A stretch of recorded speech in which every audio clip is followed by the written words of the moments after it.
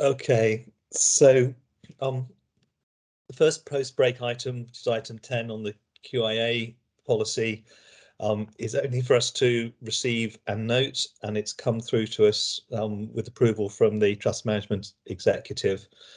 So I'm not going to ask Andrew on Megna's behalf or Sam to present it, but I'm sure that they will answer any questions or observations if people have them.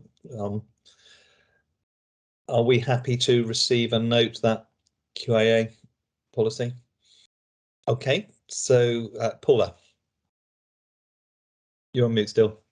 Yeah, just to say, actually, we've been tracking this quite closely as a topic at the audit committee, because it's one of the areas that we've been focusing on seeing some improvement in.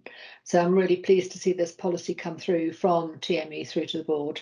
And from the audit committee perspective, we will now focus on thinking about how best to gain assurance on the application of this policy as it's introduced. And I had a conversation with Megna about the fact it was coming here and then how we would take it forward in an audit committee setting. So I hope that's a good update, but very pleased to see it. Thank you, Paula, and that's very helpful also because it enables us to track in our minutes how we get our assurance on it going forward. So I think we've done what's required of us in relation to that. That takes us on to the Bob ICS elective access policy, which I guess has a couple of things. One is we've been keen to make sure that we are well appraised of initiatives across Bob, and indeed our executives are busy trying to make sure they're shaped up in sensible ways. And I think part of that is in our governance processes. We need to be seen to be taking this seriously and understanding it. So very pleased to receive this. And Sarah, do you want to just draw attention to salient features you want to make sure we haven't missed? Yes, thank you, Chair. So this would be our elective access policy, and it's a policy that would be and has been agreed, would be agreed across the Bob ICS. So this replaces our existing elective access policy. A couple of points I just wanted to highlight: that this has been to wider consultation across the both within the organisation and across other provider organisations and CCGs.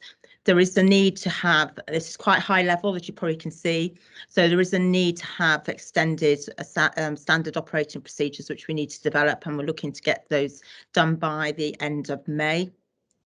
The cancer access policy in our previous policy was a combined policy that's going to be separated out, and Thames Valley Cancer Alliance are leading on that on behalf of the alliance providers.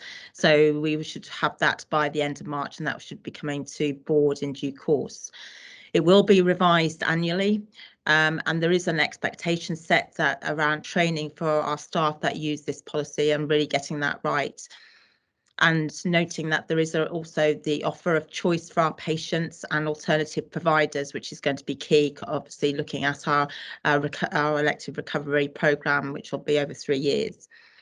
And also very clearly in section 7, the roles and responsibilities laid at both executive and divisional and directorate is just important, and the real issue about making sure our data quality is right first time is going to be key. So those really, Chairs, is really what I wanted to bring to the board's attention, but happy to answer any questions. Thanks, Eric. Katie. Thanks, Chair. So it all makes perfect sense to me. The thing that makes me slightly worried is the patient eligibility and the line about all staff have a responsibility to identify patients who are overseas visitors. And the words around that statement generally.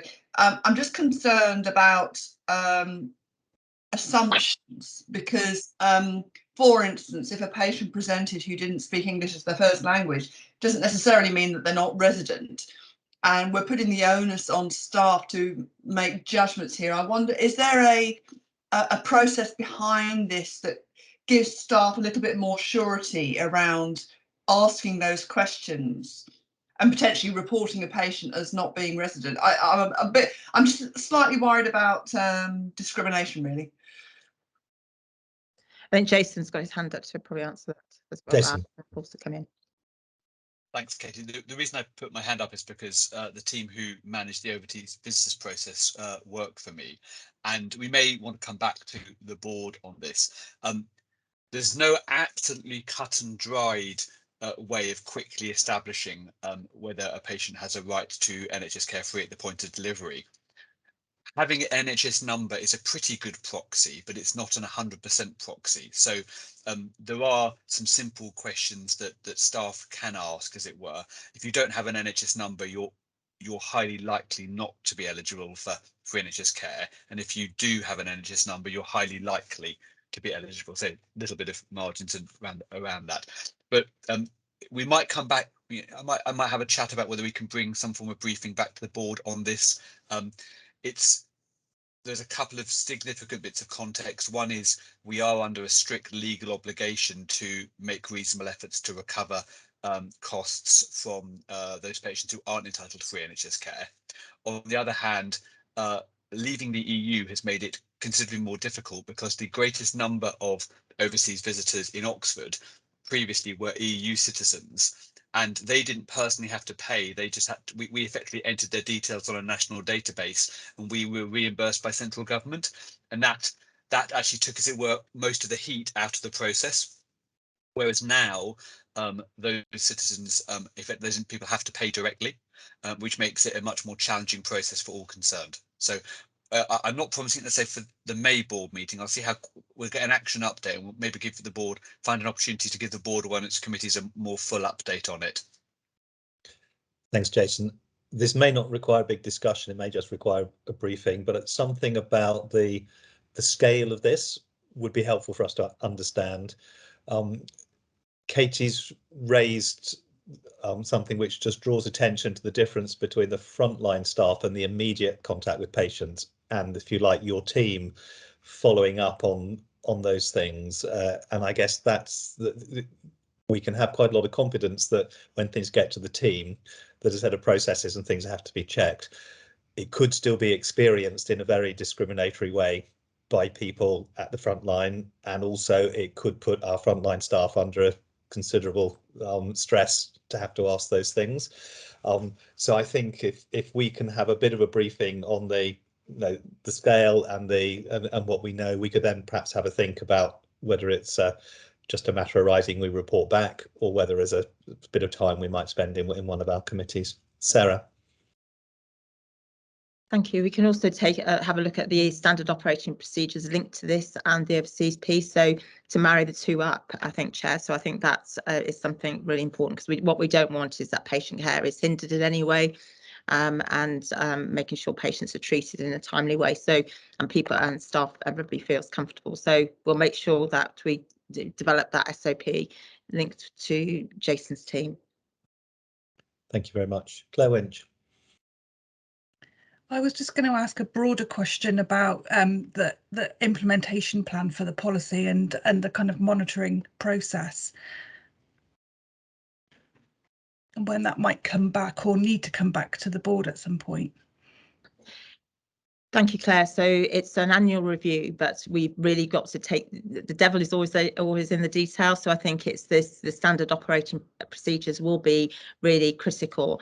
And what we're working with Bob colleagues, and as you can see from the front part, front part of the sheets, there's many relationships already being built, so that we're working along the same standard operating procedures. And I think we will then monitor things like DNAs, the clock starts, which we're already doing. So, and we're doing that by a specialty, so we can really absolutely see. So I think if we get that monitoring in place, and perhaps work with your team and yourselves to look at how we could monitor, that would be helpful too. So thank you. Thanks, Sarah. Is there anything about this Bob level policy that you think particularly increases risks that you're worried about, or is it more that this is dealing across Bob with something which is broadly similar to what we've managed previously? I mean, are we more exposed, and should we worry about those things? I think it's very similar to what we've had before, Chair. So I think the issue is that the detail is not there for our colleagues on the ground to look at a policy easily and say, this is how I'm going to implement it. And that's why the training and the SOPs are really critical, and that we're doing the same things across Bob, and that was acknowledged at the Elective Care Board at the ICS. So I think that's key. So we're all doing the same sort of thing about patients who don't turn up for appointments, and we're all doing the same. So we don't get that push back from colleagues in primary care or for patients. So we're doing. So I think that's really that detail is really important. But overall, I think it's quite high level. But it's good to have something because we haven't, and it's a really good that we've got something together and we've got this agreement. I think it'll be an iterative process over the next few years how this looks, and it'll probably get better as we go forward, really. Thanks very much, Sarah. And Neil and Laura, you will have spotted that Jason's put some numbers on the scale point into the chat, and we can incorporate those into the minutes. Sarah Horton.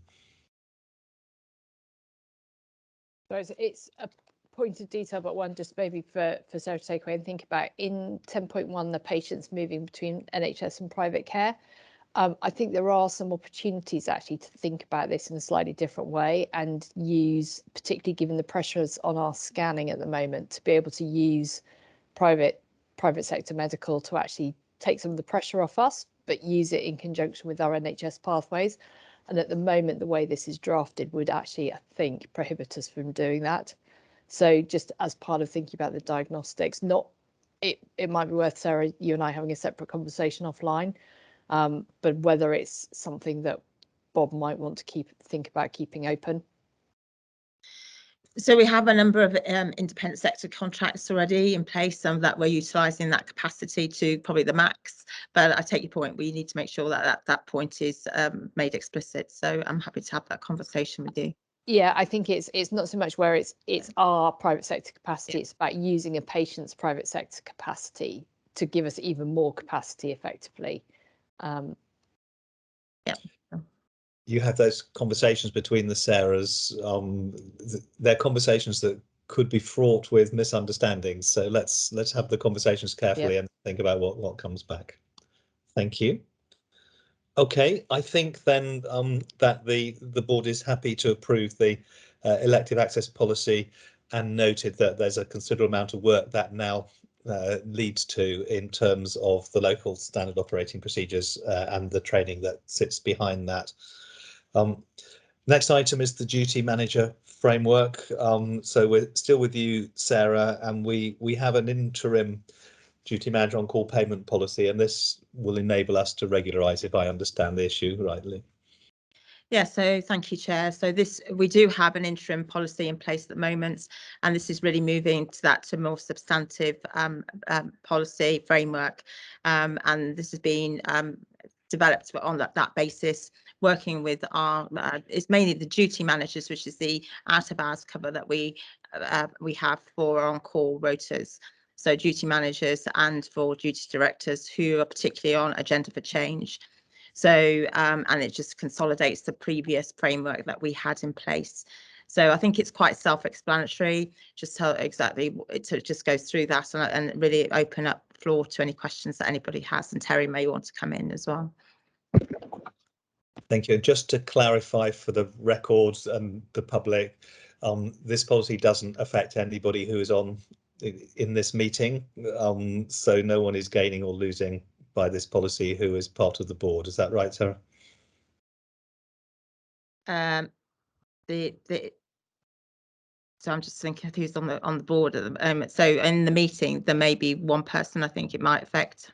Yeah, so I'm saying, so board members, shall we say, this is not about the chief officer's pay, because that could be misunderstood just by the. No. So this is.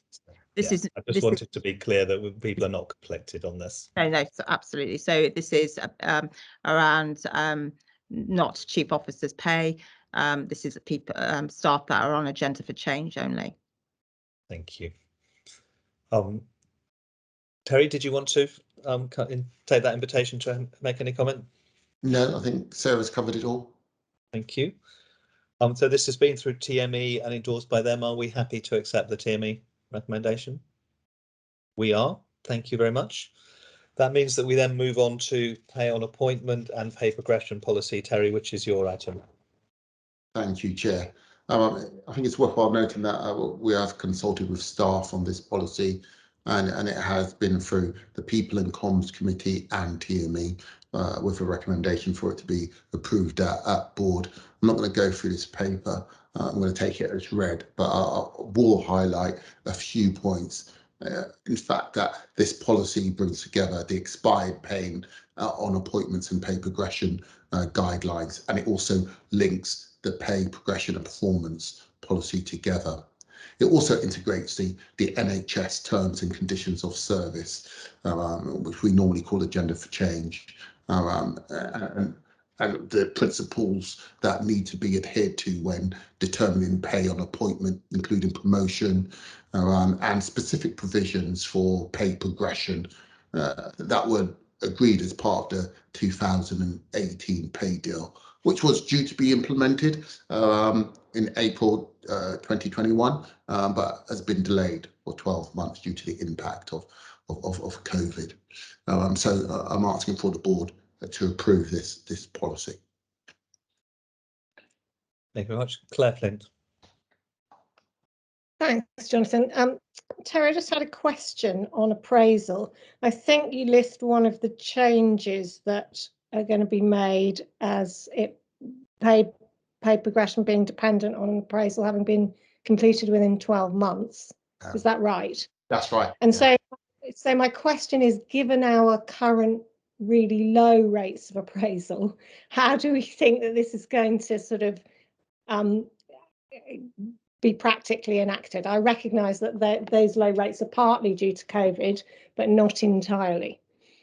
Yeah, so we think it will be an incentive. We're also, it's not only appraisal that it's linked to, it's also linked to core skills training as well. And we're saying that you need to have completed those.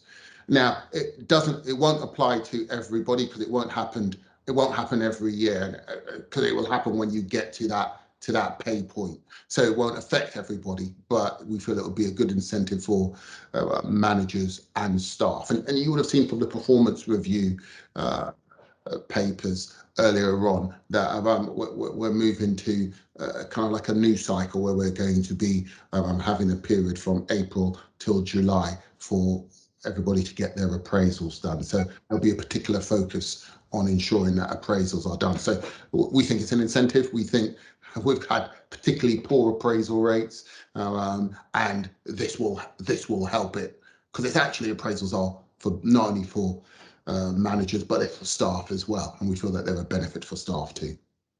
So Terry, I absolutely agree with that, and I think to have pay progression, it's really important that there is that discussion and understanding of someone's contribution. I guess my question is, are we going to stick to our guns and make sure that is what happens? Yeah, that's the intention.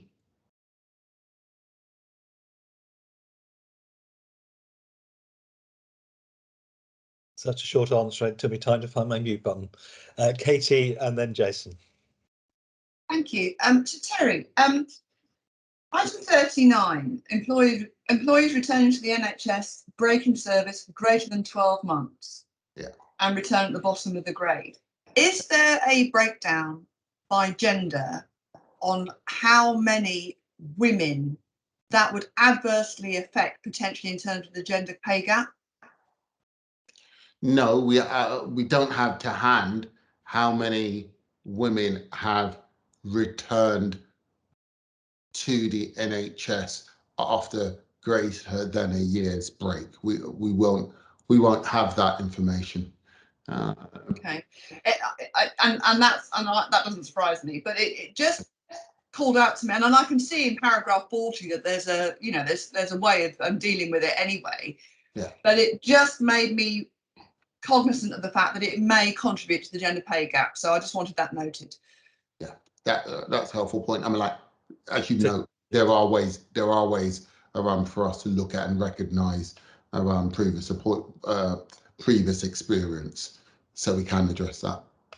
So Terry, will you take away a thought about how we would find out whether we're using those appropriate. It may just be a question of taking this back to the Women's Network and saying this question's been raised. How can they help us understand the experience of people? Because it might be that we do this well, it's flagged up, and then the flexibilities that are here are used, but it might be that we do it rather badly. So I think if you could take that question away and think about how we would get assurance as to whether it's one we have to spend quite a lot of time on and dig out, or whether actually we have ways of getting some assurance by testing it out with staff networks and seeing whether experience is generally positive or not on that. I think that's a great question, Katie, as was said in the chat. Yeah, we can get some feedback. It's worth noting though that is a national provision, and in order to change that, we'll need to influence nationally for that to be changed, and then we will need to be departing from our contract. But I can definitely tell. I'm not sure that's right, Terry, from the way Katie's asked the question, because as you pointed out, there is flexibility in the cases of sound evidence. So the question Katie's raising really is not about changing that provision. It's about asking whether, as that system is implemented locally, does it suggest that we've missed a trick in relation to the pay gap or not? So I don't think this is about changing the structure. It's about understanding its local impact. Yeah, I just wanted to make it clear that, yes, we can take that back and work with the networks on that. But in terms of changing the provision, it'd be quite hard for us to change that provision, is what I'm saying. I think that's understood, but not really what Katie was asking us for. Sarah Horden, you went up. Has it gone down again? I'm hovering. I put it in the chat. I think Terry's got the point, but I think your point is it's about looking at the exceptional circumstances more creatively, because I think Katie's, it's a really good spot, but actually having women who've taken a career break to look after a family, effectively going back that, they've got enough of a challenge coming back to work, sending them back down the snake to the bottom of the pay grade is really counterproductive, and what every other employer is trying to stop doing, and trying to actually, these are a really valuable asset and resource, and encouraging these women back into the workforce is so important. So I think we should be really strong about this, and actually almost creating an exceptional circumstance which is explicit around people who've taken a career break to care for family, that we look at them properly. And there might be a sort of template business case, that refers to the experience that staff have and creates a norm that if this is the case, we would not expect it to be constrained by being placed at the bottom of the pay band. But I think let's take away from this discussion that's a good question, and we'll leave with Terry the next step of how to tease out what we can get some feedback on whether staff have relatively good experiences of us being appropriately flexible, or whether their experiences that they've raised this question and people have been unsympathetic. And I think once we think about how to get a bit of feedback on that, we can work out how to move it forward.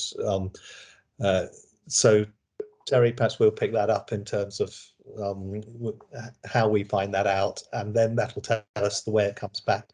It may just be a matter of rising, or it may be that there's a proposal for a piece of work that's done, but let's not prejudge that at this stage. And we note that this is not about changing the framework. So it's not going to be about a question about whether or not we accept the policy. It's a question about a bit of work that goes alongside it for assurance. Thank you. Did I see Jason's hand momentarily go up? Somebody did. No. Okay, in which case then I have no further hands up here. So we know that this policy has been supported by TME and also the People and Communications Committee, and I think we now approve it as the board. Thanks very much, Terry. There's nothing else you need from us on that today? No, thank you. That's really helpful. Thank you. So now we move to maternity, and you'll see that we have a cluster of reports that we will need to receive and note. But as I mentioned earlier, Sam and colleagues have been working really hard at trying to help us understand how these things fit together. So I'm grateful for Sam for taking on the responsibility of sort of presenting this not paper by paper, but to help us understand what's at stake here and what we're looking at. So Sam, I'll hand over to you. Thank you, Chairman. I'm just noticing, Neil, we haven't circulated the slides unless I've missed them. Have they gone round, Neil? Because sometimes it's easier to open them up on another device when I'm presenting. So yeah, I can send them round now. So I hadn't realised that we were circulating, but I can send them round to everyone now. Thank you. And then I don't know whether who's going to share them on the screen now and support me. That would be really helpful. It will be me. It's Laura here. Thanks, Laura. As soon as I share my slides, I will lose your smiling face. So you're going to have to say next slide, please. I'm afraid, because otherwise I won't see you. I can do that. Thanks, Laura.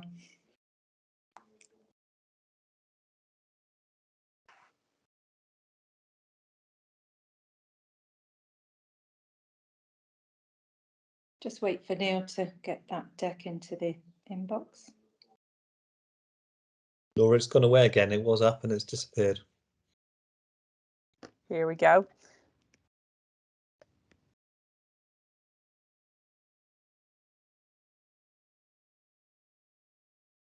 So that's up again, but it's not yet on slideshow. Can you get it onto the slideshow?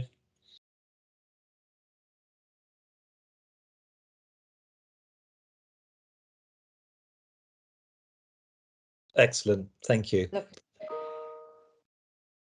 Okay, and I can see that the deck's just come into the inbox. So let me just give an intro to enable people to bring it up on another device if they want to. So as Chairman has said, there's a large volume of assurance items for Trust Board this month. And behind the scenes, Chair, Tony and myself with Eileen and team have been looking at, how can we best summarise, how can we best inform the board of the key questions that they need to ask to seek assurance around the maternity agenda.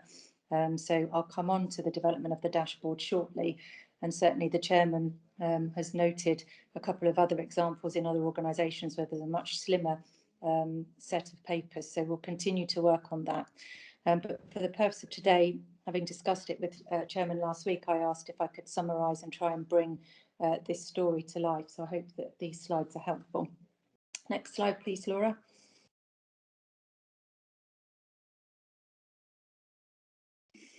So what I'd like to do is present the slides. It will take me about 5 minutes and then maybe hand over to Tony and back to the chairman for a couple of words and then open up to questions.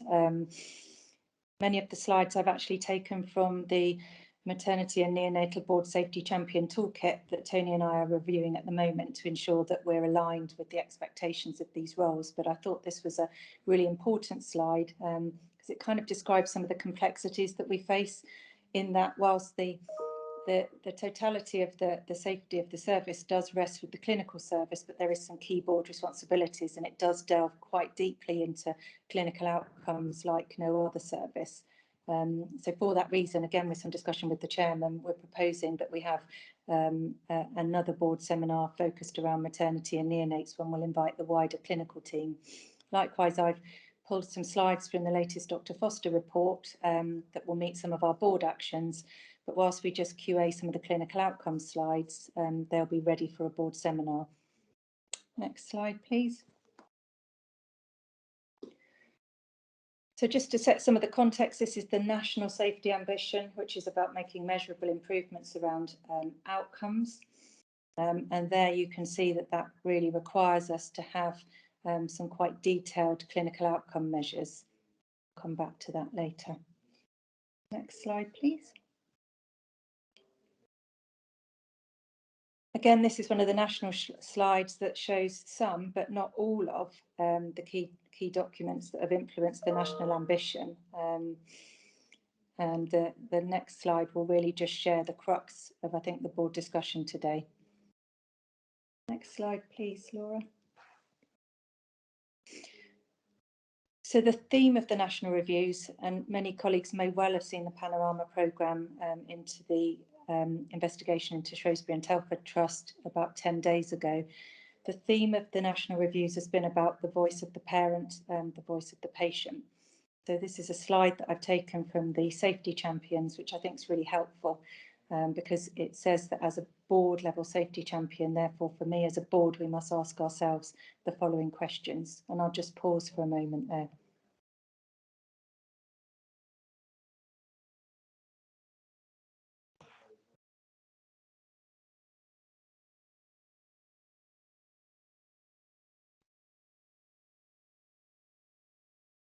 Should we have the next slide, please, Laura?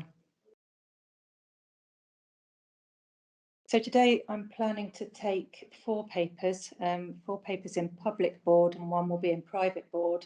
And I will read this out because it's just a reminder of the context in which the documents were set. So we're going to be discussing the Ocondom Report, which was the investigation into the failings from the Shrewsbury and Telford Trust, which was initially based on serious failings raised by parents. Subsequently, over 250 case reviews have been undertaken, and the themes of these led to national recommendations. The board will remember that we took an initial declaration endorsed by Bruno against 12 specific urgent clinical priorities last December. Following this assessment, there were 7 immediate and essential actions, IEAs, were completed and reported to the board. And we're asked as the board in this month to review where we are against the position 1 year on. I'll come to that in a moment. Another paper we're going to take is the Maternity Incentive Scheme. This scheme supports the delivery of safer maternity care through an incentive element to trust contributions to CNST. And we're asked to continue to apply the principles of 10 safety actions, given that the aim of the MIS is to support delivery in safer maternity care. And I have a summary slide to declare where we are against this.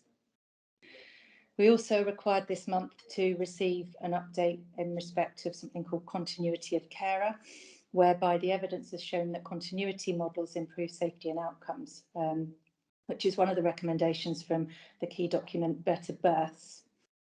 And I'll give an update on where we are against that shortly.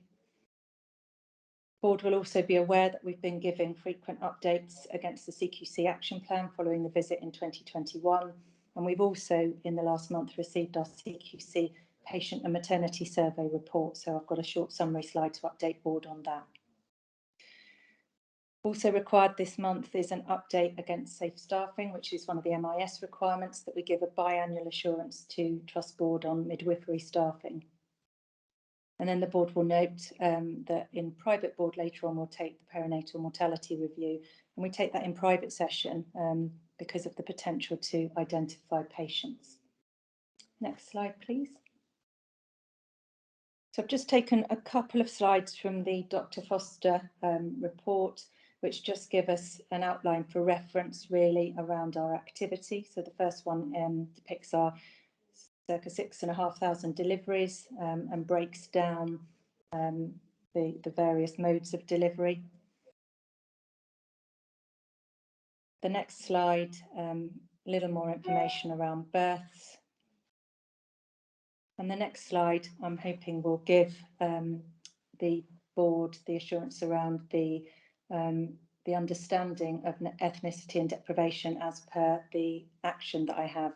And we'll come back to some of the actions that we're taking around ethnicity and deprivation a little later. I'll keep going because these can be reference slides for board members. So next slide, please, Laura. We'll come on to now the papers. Next slide. I just sort of placehold this at the beginning and then we can come back to this with wider exec discussion at the end. What I've done is worked with the team to give a high-level summary RAG rating against the detailed papers that we have against Ocondom, MIS, etc.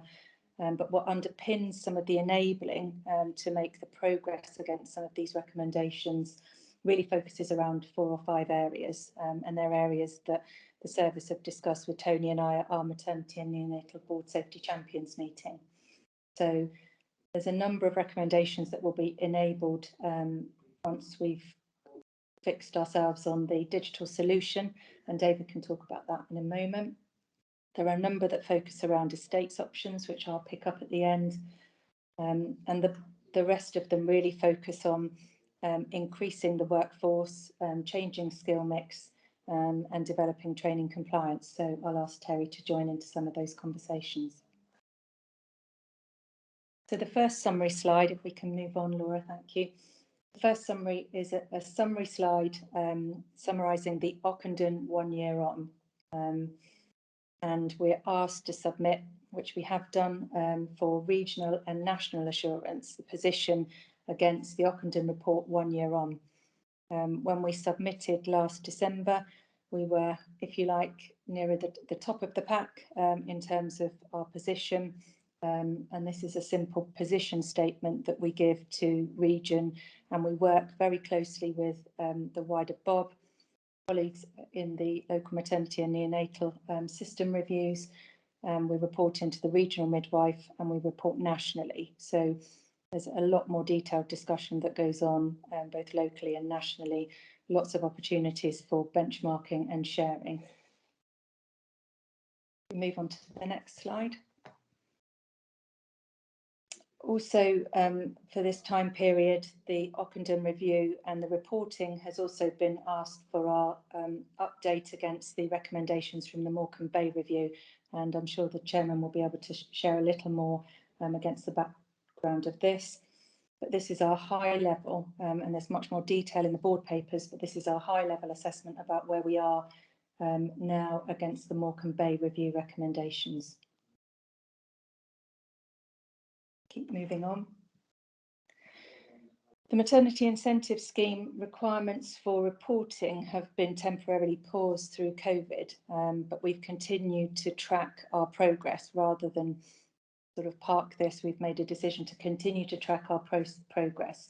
So you will see a couple of red areas. They have been previously noted to the board, but we felt that giving an up-to-date position to the board against the maternity incentive scheme would be helpful, with the assurance that we continue to work on all of these actions whilst we await a revised reporting plan, which will need to come back to the board.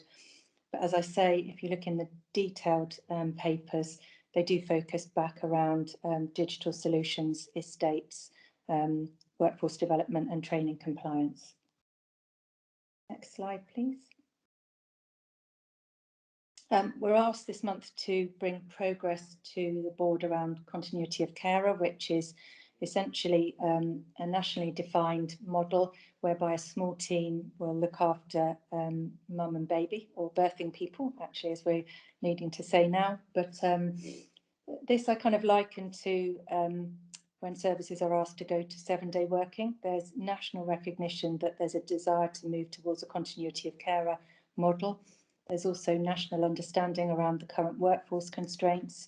So my recommendation is for the board to note that the professional desire is to move towards a more continuity of care model, whilst working with our wider LM&S to understand the workforce constraints and the potential national funding that needs to come in to support this model of care.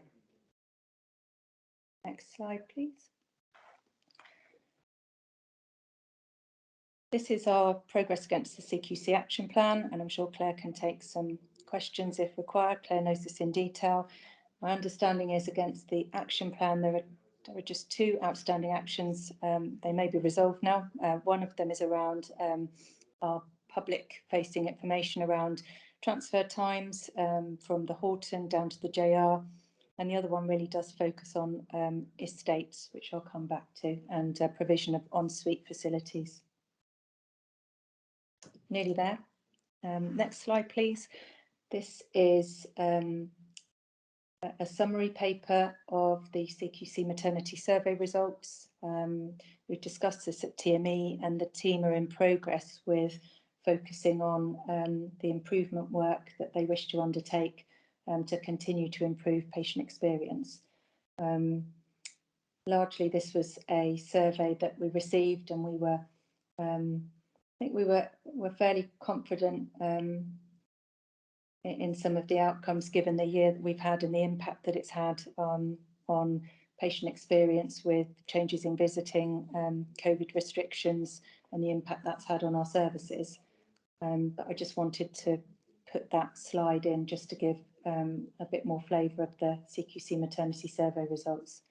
One of the actions as board safety champions is to have a greater interface with the Maternity Voices Partnership, and both Tony and I have met with the chair of the Maternity Voices Partnership, and I think it's an area that we can expand on in board seminar about some of the key focuses for our local women, and that's where we'll come into working alongside them, particularly around inequalities and deprivation. Next slide, please. Again, this is a summary slide around the paper for safe staffing, where we're asking the board to be assured that we have safe systems in place to monitor safe staffing. I think it's important to note that due to the workforce constraints, we continue to have a number of services, midwifery-led units suspended temporarily. This is in keeping with certainly the regional picture. We do a weekly review with the region. There are another 6 MLUs closed at the moment temporarily across the region, and there have also continued to be ad hoc suspension of the home birth service, and we'll be discussing this with the HOSC tomorrow to update them. There's from the IPR, you'll see the staffing position. We're currently slightly over-recruited with midwifery, but it's the level of absence due to both normal absence and COVID-related absence, which is totalling around 35 to 40%, which is precluding us from having all of our services open at the moment. But I think what's important to note is that we are continuing to run antenatal, postnatal and baby check clinics across all of our services, but it's the delivery element of the pathway that we're not able to have fully open at the moment. So I have whizzed through that a little bit. In summary, before I hand over back to Jonathan and Tony, the board are asked to receive and note the papers in the pack and to discuss progress of Ocondom 1 year on, and also consider our Morecambe Bay recommendations, the support required to deliver the national frameworks and recommendations, and to support future board seminar to review in more depth the clinical outcomes. I think, as Claire mentioned, but I can't remember if it was a slightly different meeting. It's all blurring, isn't it, Claire? I have shared with Tony and the chairman development to date on a more sort of integrated approach to reporting maternity and neonatal services through the IPR. So that's certainly in train now. It's a bit too long at the moment, but we are working on that. And then I've appended some additional slides that came from the Maternity and Neonatal Board Safety Champions Toolkit that Tony and I will be reviewing to just ensure that we are aligned to the role that's expected. And I've been attending the national programme for maternity and neonatal board safety champions, which has been really, really helpful.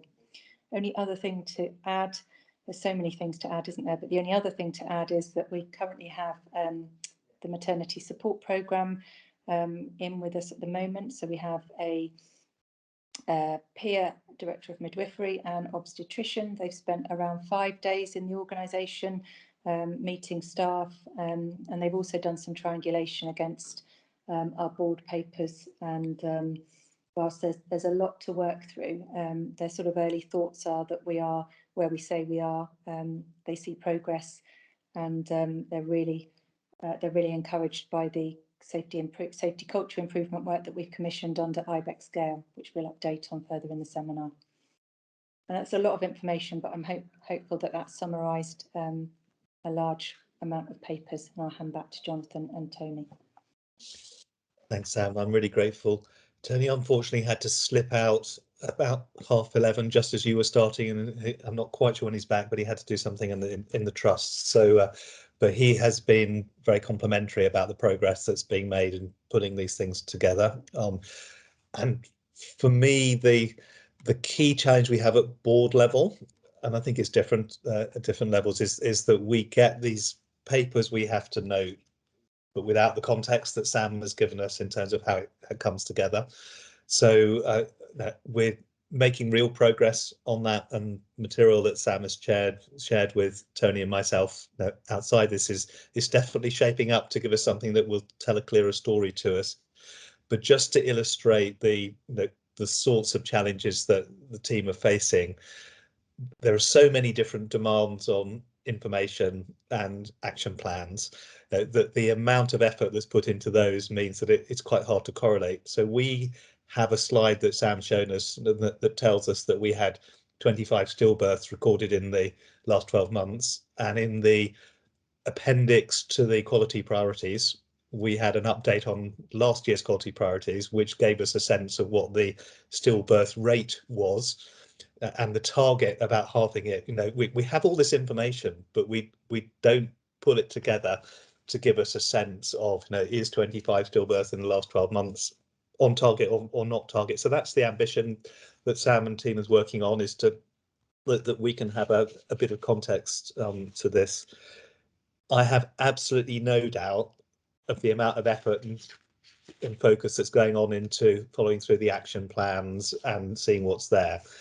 But I really don't know whether it adds up to what we expect it to add up to in terms of better improvement of care, because we spend all the energy that's required to service the analysis has not ever enabled us as a board to have that sort of overview that, Sam, you pulled together there. And as we begin to get into that, I think we'll be much better able to ask the right questions. But I think, Sam, if I could just, before I throw it open, check my sort of sense of what's emerging from the Dr. Foster dashboard and the work that Tony's been doing with you. We're not seeing red flags in terms of outcomes for women. So we are able, I think, to have a degree of confidence that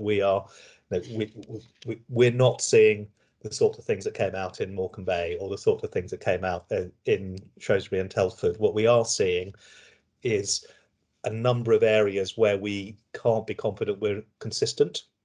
No, we know we do good things most of the time, but we can't be consistent. And if we take the ethnicity question, which we've raised, we have 27 point something% where we don't know, and so until we crack those sorts of problems, we won't have the degree of confidence that we're after. But Sam, I don't think any of this work has raised for you anxieties that you weren't aware of previously, but it would be good for us to hear that from you. No, so I think we have, with the clinical teams, been looking at the Dr. Foster report, and there's a bit of data quality that we need to go back to them, but then we'll share that wider with the board. I think the two things to mention is the caesarean section rate, which we've had as a board action for some time, and nationally we've been all provider trusts have been written to cease monitoring caesarean section rates and focus on outcomes. And you will note that having not previously undertaken maternal choice caesarean sections, we are expecting now to see a rise. So that's something that we'll come back to as a board in seminar session. The only other area that at the moment appears to be a positive outlier is our rate of neonatal admissions, but there's actually a note from Dr. Foster around the tertiary nature of our services and the admissions that we've received from outside of region. But as you say, Chairman, there are no quality outcome indicators, and Tony and I review a number of audits, national audits, and the Dr. Foster report. It's the estate's digital workforce and training elements that we really do need to focus on now as a trust. Thank you, Sam. Any questions, observations from colleagues around the virtual table? Sarah Horden. So Sam, I know some of the estate's background, but have we got that? Are we managing to take that estate's piece into the capital plan for this year and rolling forwards? Are you comfortable that we've got a plan, or is this something that's sitting out there as a big risk issue against what we're currently planning to do from the state's perspective? So I might allow Jason to get on his soapbox in a moment, but just in short, and then part B with Jason, because this is something that we've been discussing together and as a wider executive. One of the areas that one of the exercises we're going to undertake, colleagues will remember that we undertook a 2-facet survey to look at compliance issues in our retained estate. And one of the things we want to do is apply that to buildings, to look at total cost of bringing a building up to compliant nature, so that we've got an idea about that. Secondly, there has been none, although we're lobbying for future, but there has been no national bid opportunities around maternity and women's services. So our opportunities then lie with potential major donor or charity donations or campaigns. One of the other things that I think what we want to do for board seminar is bring together an options paper for women's services, to just consider all of those things in the round. The do nothing is certainly not an option. And we know from some of the examples across the organisation with use of skylights and use of other innovative things and use of space. When I was in delivery suite last week, and we were thinking, although the delivery suite rooms are already fairly small, would a non-hospital architect be able to create some different space to create different privacy and dignity solutions? But let me just hand over for Jason, because it's something that we've talked about a lot. Thank you, Sam. So yeah, so for colleagues who sort of aren't familiar with the particular facility, I think the fundamental challenge is that the JR1 building, in a number of respects, we believe can't be adapted to meet the standards that it should reach, particularly the current sort of building standards. I think it might be worth thinking about, as Sam said, whether we've had anyone external to the NHS almost creatively look at the feasibility of that. But our current understanding is that's not possible within the concrete frame of the building to meet the required standards. And I think we've got a fundamental choice probably about whether we spend some money, which I'll come back to in a moment, on the look and feel of the building, which would still not comply with some of the things that we'd all regard as basic. And I'm talking about basics like every delivery room having an ensuite bathroom. So pretty fundamental things for sort of privacy and dignity immediately after birth. Or whether we look to replace the building. Now, in both scenarios, the challenges, and this is my soapbox moment, we're not funded for significant new investment projects from our local capital allocation. They essentially all come from bids, whether they are sort of small or medium bids or really big bids like the surgical hub we're bidding for at the moment, or our expression of interest in rebuilding the Horton. And when you look back over recent years' national capital funding, there are processes for whole hospital rebuilds. We're in one of those. There are processes for big elective facilities. We're in one of those processes. And there are lots of bidding opportunities each year for enhancing elective care, diagnostics and urgent care. And sadly, I think it's because those have waiting time targets, which governments monitor and they believe the public understand. It's a personal opinion, this last comment, obviously. I think there is a link between the fact that there are not obvious targets set in relation to the physical environment on maternity, that the fact there has not been, in the 5 years I've been at the Trust, any opportunities to bid for money for the maternity estate. And so we've got a problem with the fundamental challenges of the building and the fact that we're not funded for net investment other than sort of the local TLC stuff, and yet there's no national money available for the maternity estate. Thanks, Jason. I don't want to prolong this conversation, not least because of the time, but just make the observation that these are the sorts of conversations we need to be able to have as a board, and we've only been able to do it because of Sam pulling together that overview, and that's why I think this has been really important. Ash. Thanks, Jonathan. Mine goes to the ethnicity and deprivation elements. I was, number one, shocked by the very last slide in the supplementary about the levels of maternal mortality and stillbirths amongst deprived communities. A link to that, sort of, is that in the one that you've got on case mix, you've got that 41% of our deliveries were by mothers in the lowest quintile. How representative is that of our population, and does that indicate that people are choosing not to come to Oxford for births in certain cases? Thanks, Ash. And I think if I could say that that's the challenge that the chairman's asked us to do the piece of work on. So I think this slide's a helpful sort of diagnostic slide, but the service would like to, they've appointed a couple of specialist midwives, and they'd like to do a piece of work with Maternity Voices Partnership and wider stakeholders to really start to understand more and consider what improvements we need to make. They're good questions, Ash, and we previously had the benefit of some work from Embrace, and it may be that it's not that fewer people from ethnic minority groups choose to come to us, as that more people come in from outside with complex problems, and they have tended in our demographics to be white. But I'm at least as worried by the large number of cases where we don't know because we're not recording the ethnicity, because that makes it very hard to get an element. And at the moment, we really don't know whether or not that national picture of significantly worse outcomes for people from BAME communities is replicated locally, and it's proving much harder to find that out, I think, Sam, than we ever imagined when we'd asked the question. And I think that, again, that this is because it's on pieces of paper, and it goes back to the requirement on a digital platform to record. Look, it's 12 o'clock and we're due to finish at 12. Sam, that has absolutely done what I felt we needed. No, we've got an outline now of the sorts of questions that really are board business, whereas the papers which we will be recording that we have noted, they all give us bits of the picture and they tell us that people are working hard, but they don't really tell us whether it's going to add up to the right experience for women. And that's where I think we're getting closer to. We've noted that there are some significant investment challenges, and of course they will need to go through our usual scrutiny processes in due course. But I think the board is happy then to receive and note all those papers.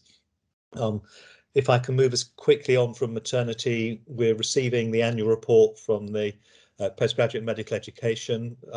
Technically that's Andrew's, but a lot of work done elsewhere. But I said to Megan, I was sure the board would be happy to deal with that on the paper. And I'm just going to invite you to accept that as the information item. Thank you.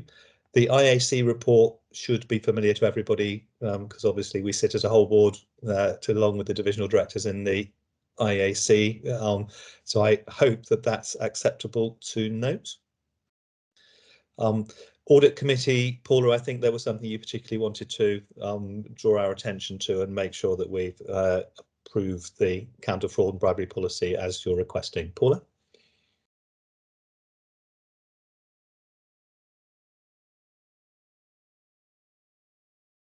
Paula, are you off mute? No, really sorry. That was a waste of a minute. It was a really busy meeting, number of important topics. I'll take the paper as read. I would like to draw your attention, however, to a recommendation that you approve the counter fraud and bribery policy, which is attached as an appendix. This came to us via TME with their approval.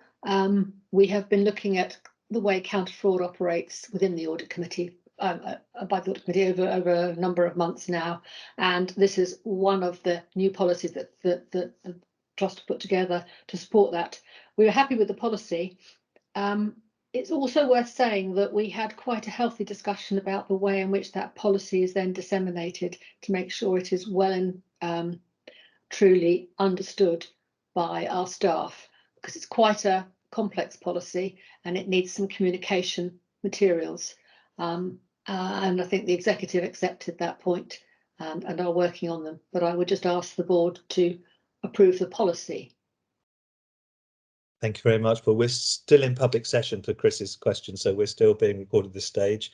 Can I take it that we are happy to approve that policy? I see nods, Paula, so I think you have that approval, and thank you very much for the context for that.